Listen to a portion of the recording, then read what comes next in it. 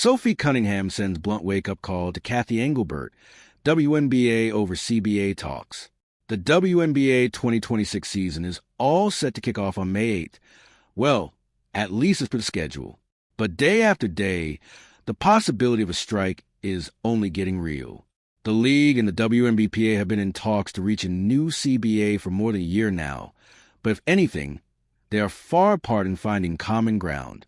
So with the negotiations dragging into another month, players are no longer just asking for progress.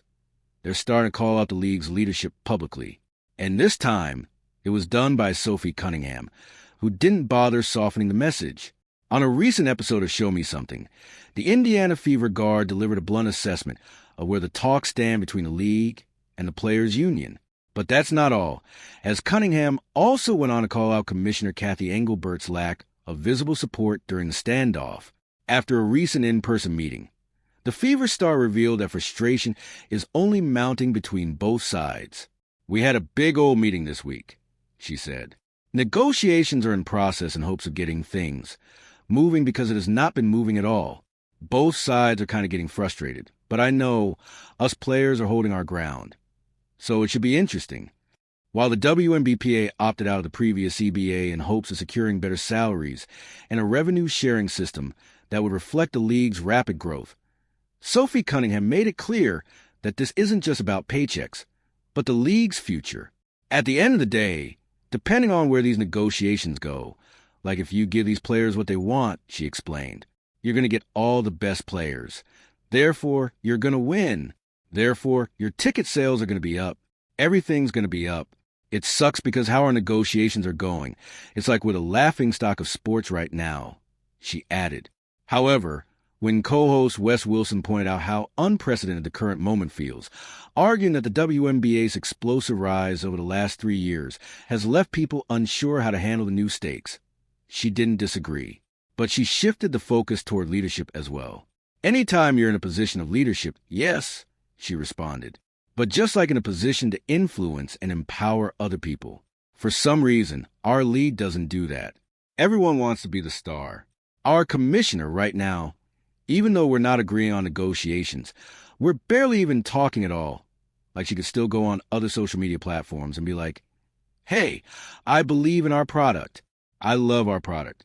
Because that gives off a different feel than just not saying anything and acting like we don't exist," Sophie Cunningham further added. With players growing louder and the league office staying largely quiet, the gap between both sides appears wider than ever. And that urgency became even clearer after the WNBA and WNBPA finally sat down face-to-face in New York this week, as they held a meeting that was supposed to bring progress, but instead, in the words of Cunningham, left even more frustration in its wake. Tensions rise after WNBA shows up with no counterproposal. Just a day ago, the league and the players' union finally held a crucial meeting in New York, where they were expected to bring real movement after months of stalled negotiations. This was the first time since the fall that league executives and union representatives were in the same room. But instead of a breakthrough, the meeting reportedly ended with no solution. One of the biggest reasons behind that, the union entered the session expecting the league to formally respond to their proposal, which was submitted more than 4 weeks ago. But the WNBA reportedly showed up without a counterproposal at all. They volunteered that they did not have a proposal prepared at the top of the meeting. Union President Nneka Agwumike admitted afterward. That kind of set the tone for conversation because we were hoping to hear otherwise. So rather than negotiating numbers back and forth, the 3-hour discussion became more of an explanation session, with both sides laying out their positions and explaining why they stand where they stand. The core issue remains the same, revenue sharing and salary structure, where the league is offering 15% of the net revenue, while the players are demanding 30% of the gross revenue, with the WNBA set to tip off on May 8th, and Major League Business still hanging in limbo. The question is, how much longer can this drag on before a strike becomes more than just a threat